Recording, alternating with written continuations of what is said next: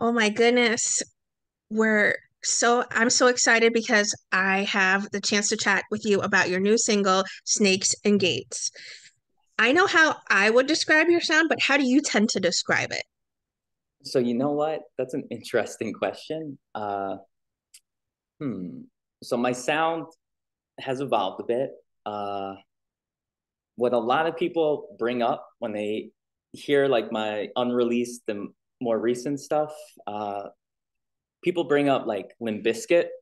Uh, so I guess people hear a little bit of like a hip hop vibe, but with like that aggression. When I like to describe the music that I'm currently focused on, like getting out there, music that just pumps you up, uh, gives you energy, the type of music you might want to listen to before a fight. Uh, so actually, Snakes and Gates, believe it or not, part of the reason why it's so special to me is I fought for celebrity boxing back in October, and that was actually the song I created to be like my walkout music. So what I will say is I beat beat the lights out of my opponent. And part of me thinks it's because the song I created gave me that energy. Not sure if everyone gets the same reaction, but it definitely pumped me up backstage. I was listening to it. And then when it was played on the speakers, I was just in the zone. I try to have a little bit like Snakes and Gates. Like clearly, I've referenced Gunna, Kodak Black, both very relevant today. Gunna just got out of his legal situation. So I have some hip hop roots. But the truth is, I grew up listening to the Smashing Pumpkins. I grew up listening to metal, grunge, Rage Against the Machine, right? So I have all these unique influences. So I would say, like, this sound in Snakes and Gates, it's the beginning of more of the rock sound. Uh, I kind of want to, rather than people being like, oh, that sounds like Fred Durst, right? Or you sound like Eminem, right? I'm often compared to white rappers, especially with my older stuff. I want people to one day be like, yo, that artist sounds like Brady Bunch. So the cool thing is, but I'm actually working with some like top notch rock musicians, producers, someone that was the head of a famous band is now touring as part of another famous band, uh, plans on working with me to create a full EP or LP with this new sound. So I don't want to reveal too much yet. But yeah. You're a part of social media. What kind of fan response have you been receiving already to Snakes and Gates? So you know what? To tell you the truth, I probably should have been pushing it more. And you may get a laugh out of this. Speaking of ADHD and being an independent artist, so here's the truth. I'm talking with different distribution channels for the future, especially with this album. We want to make sure we do it right. Unfortunately, I had a premiere set. I told all my fans about it. But the only place that went live because my album art got rejected on the streaming services was actually SoundCloud at the moment. So I would say, considering the small area that I can show off that song. But to tell you the truth, I've reset it up, so I'm hoping there's no other issues with my new updated album cover to be released this Friday. But what I will say is this: those who have heard it, a lot of people have told me like that's the sound you're supposed to be making. So that's what's really ecstatic, including I came from a bit of the hip hop world. I've hopped on a lot of tracks. A lot of the young rappers I worked with just wanted like a screamo hook, like bang, bang, bang on their hip hop, right? They all loved it. But once they heard like that track, uh, I remember like my whole circle just blew up and they were like, yo, that's what you gotta keep going for. And to tell you the truth, that's sort of the sound I always wanted to make. Uh, it just took me linking up with the right producer who he kind of got me. Have you been working on a video then for Snakes and Gates? And if so, will it be featuring some of your incredible boxing work? You know what? So we have talked about filming a music video. it's kind of in the planning stage. But yes, we talked about like fight scenes. We talked about filming in rings, right? But part of me actually is debating making it into sort of a comedic thing too. Uh, so how should I put this? I was a big fan of the '90s era, right? I'm not sure if you knew the band, the Presidents of the United States of America. So there was that Peaches song, right? I was just about to say Millions of Peaches. There you go. Yes, and I remember the music video that I caught again recently. Man, I miss music videos like MTV music videos. It's a different era. And that's why I want to make a music video because I love art. I would love to add to the art in the world today. But to go back, I would love maybe like ridiculous fight scenes, like they were fighting ninjas, hopping out of trees and stuff. So I don't know. We are talking about it. We're hoping to get filming shortly after the new year, and I hope it blows people away. But we'll wait and see. How much of a hand do you have then when it comes to the production side of the music you make?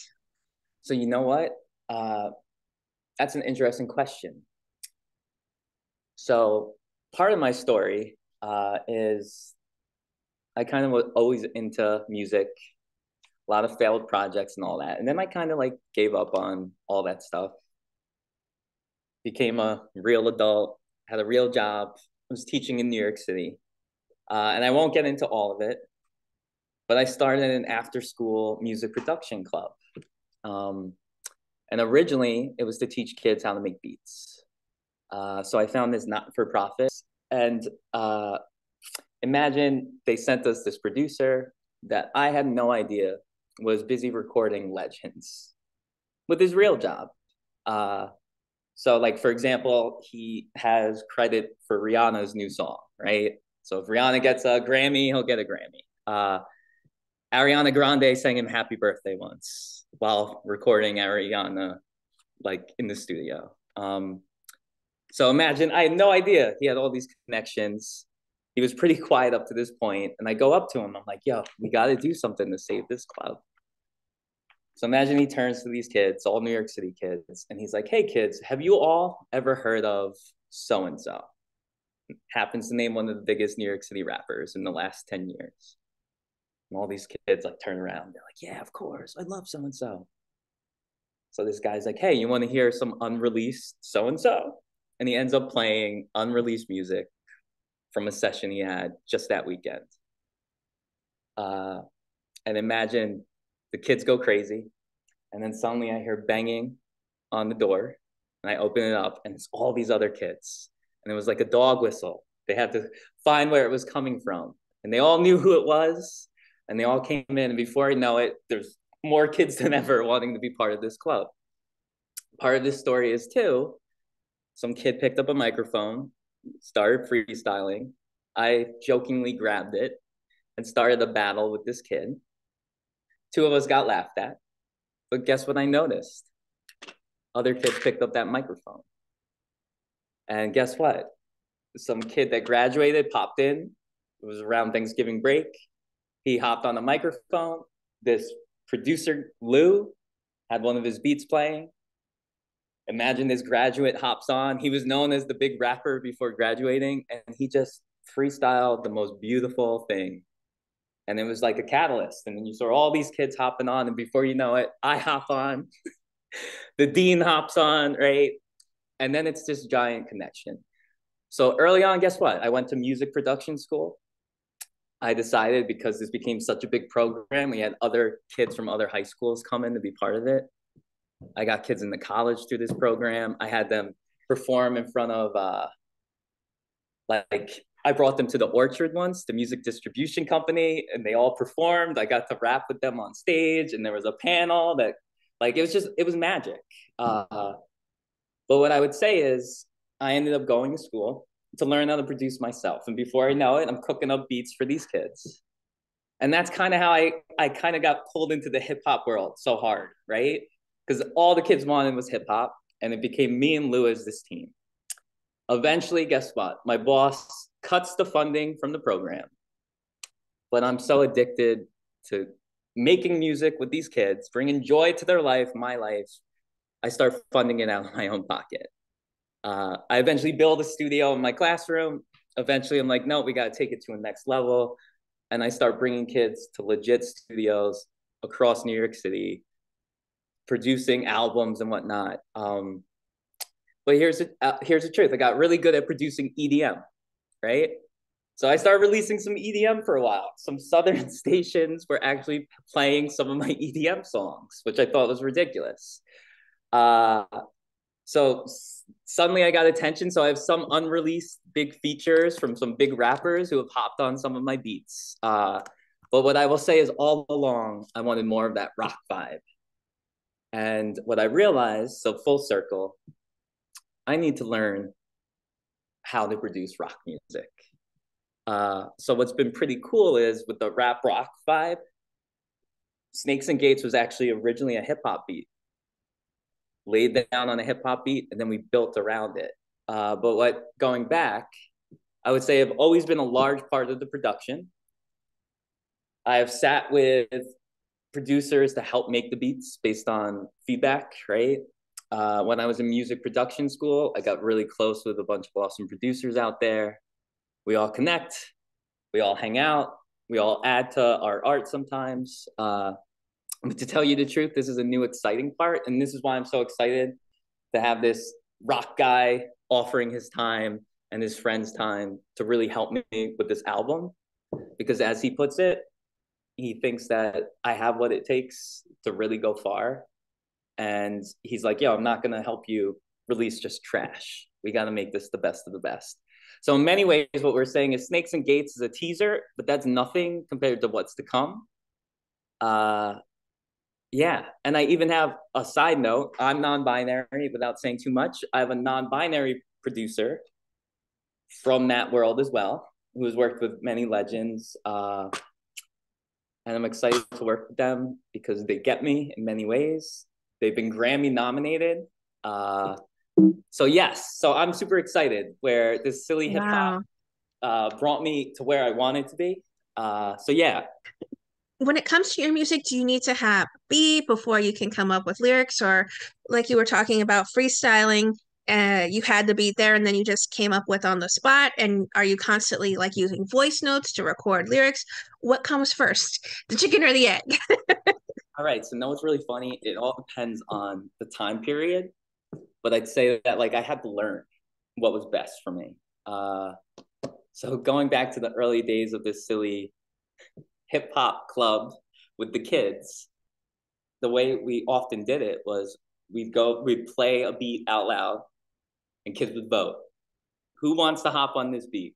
It would be like a democracy. And we'd go on until there was enough people. We'd be like, all right, this many people want it. We're going to try this track out. And then guess what? We would just let the beat play. And we would all sit there and literally just write to it on the spot. And since it was early on an after school club, we had maybe 2 hours tops usually before school safety was kicking everybody out. So what ended up happening was we all got really fast at writing songs.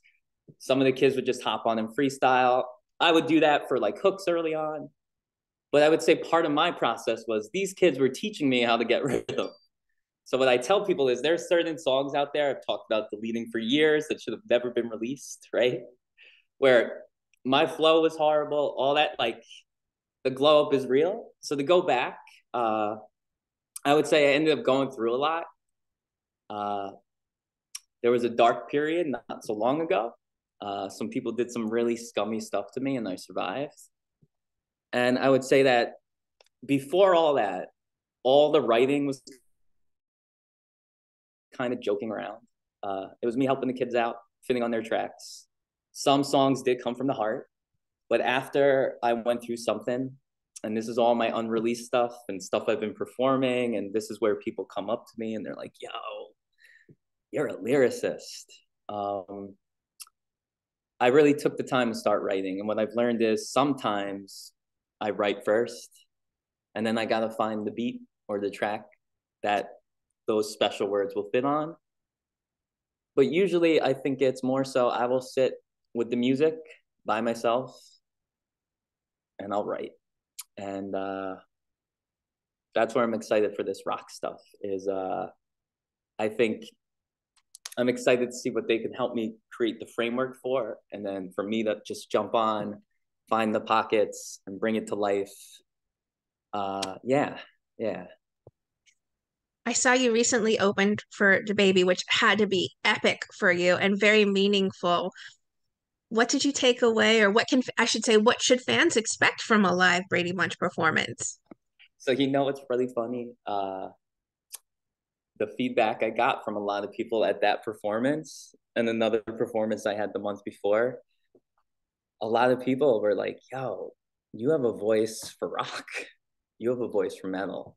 A lot of people were like, yo, people could say whatever they want. Your energy is hard to match on the stage. Uh, because I get full screamo.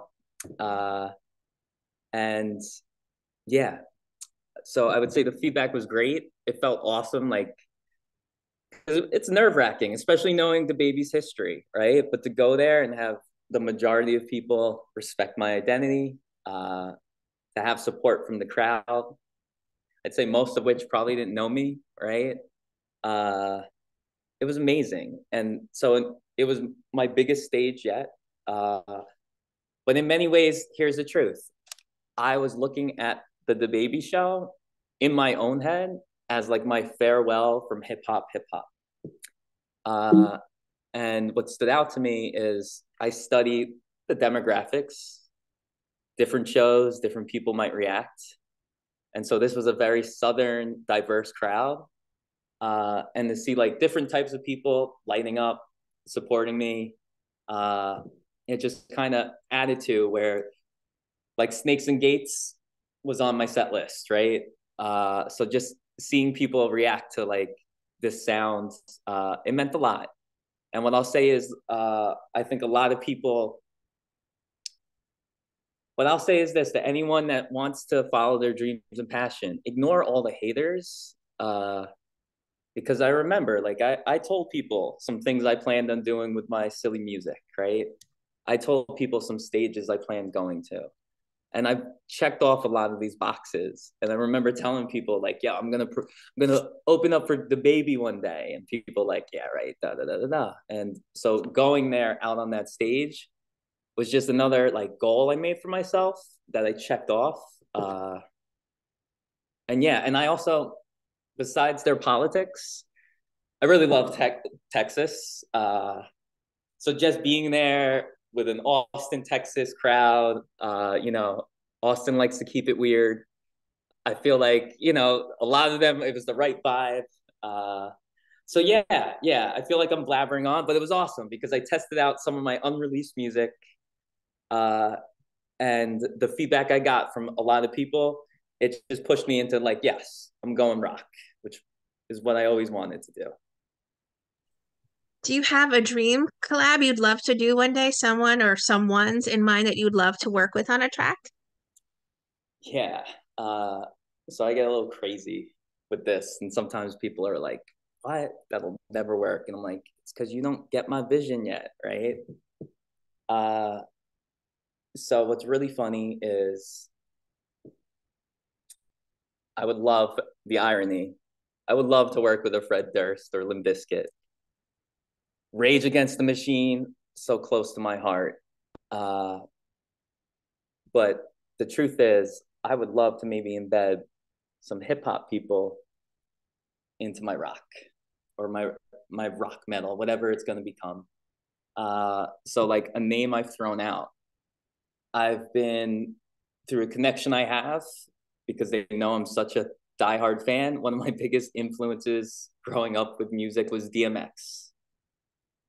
And I think that's part of like the whole growl, right? That's who I listen to. And so basically, if I wanted to, I could get a DMX verse that has never been released before.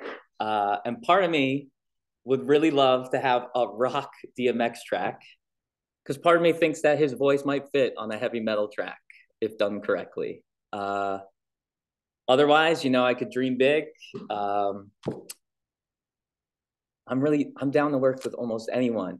I often reference I wish I could bring Mac Miller back from the dead. He was, in my opinion, more than just hip hop. We watched his growth as an artist. He's inspired me in so many ways. And yeah, that's someone that I really, really wish that I could collab with. Otherwise, it's more so like part of me would love to just be able to collab with certain musicians. So I don't know if you know like Thundercat, uh, what's his face from Rage and Audio Slave, Tom Morello. I'm so bad. Uh, of course, like Flea from the Chili Peppers. Oh, that would be epic. He has Right. no inhibition, so I think that would be good. Yes, right. So like basically part of me would love to work with the current generation. I've referenced like Kodak Black in rap songs. So like imagine me getting a Kodak on a track, right? But furthermore, I would love going back to DMX, like my heroes when I was young, the people I was addicted to watching those music videos, right? I'm not the biggest fan of Billy Corgan, the person, but I love the Smashing Pumpkins, and Billy Corgan definitely impacted so much of my life. In fact, the first song I played on guitar was Today. Uh, so, like, yes, Billy Corgan, we could keep the peace. I would love to make music with someone like you. Uh, and yeah, you know what? I see like there's the new Pantera's touring, right? Part of me would love to go tour with like some legends. I'm down to work with anybody. I'm not sure if you remember the song "All About the Benjamins" from the '90s, but it was like a hit. It was like the Locks and Diddy, right? Oh, yes. Little Kim's on it, and then guess what? They came out with the Foo Fighter version, Oh, right? they did? I didn't know that. Yes, and they had the guitars and a whole nother video, and it's all about the Benjamins, right? Like, Oh, and cool. guess what? I remember I listened to both. I loved both as a kid. And part of me is just like, yo, where's the rock rap today? Like, yes, there's some out there, but like, yeah, I would love to bring back like a new version of new metal meets like metal rap, you know?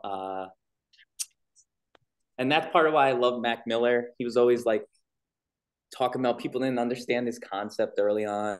If you want to make it in the game, you have to have a unique sound, change the game, right? Uh, Right. yeah. So you should check out the Foo Fighter version. I would love to know All right. what you think. I'll keep in touch and let you know. My goodness.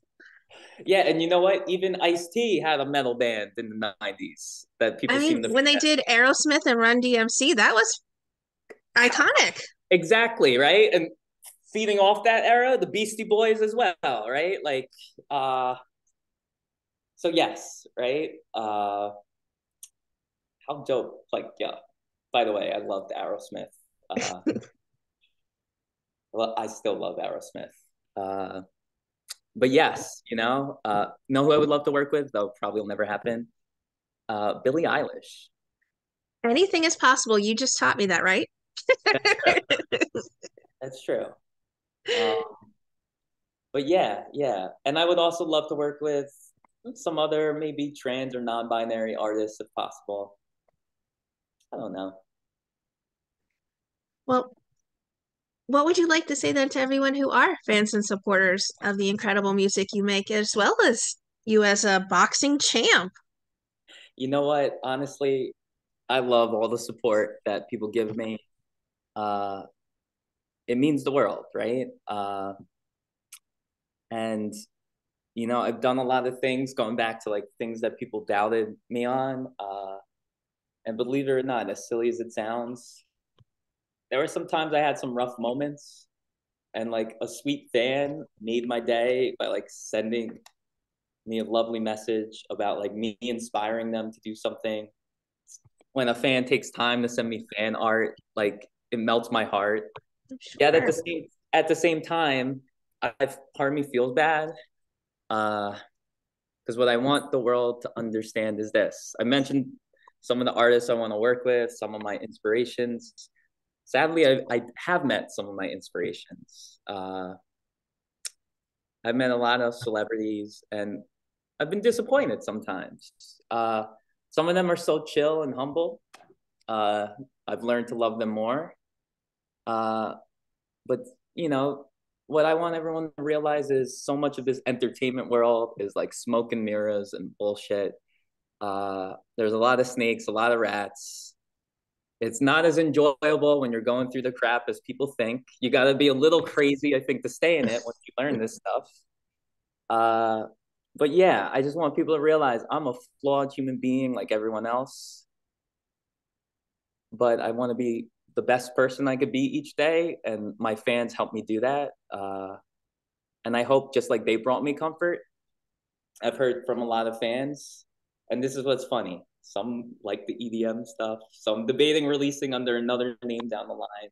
Ooh. But people describe to me like whether it's an aggressive rap song or like a happy EDM song, I'm making them feel better.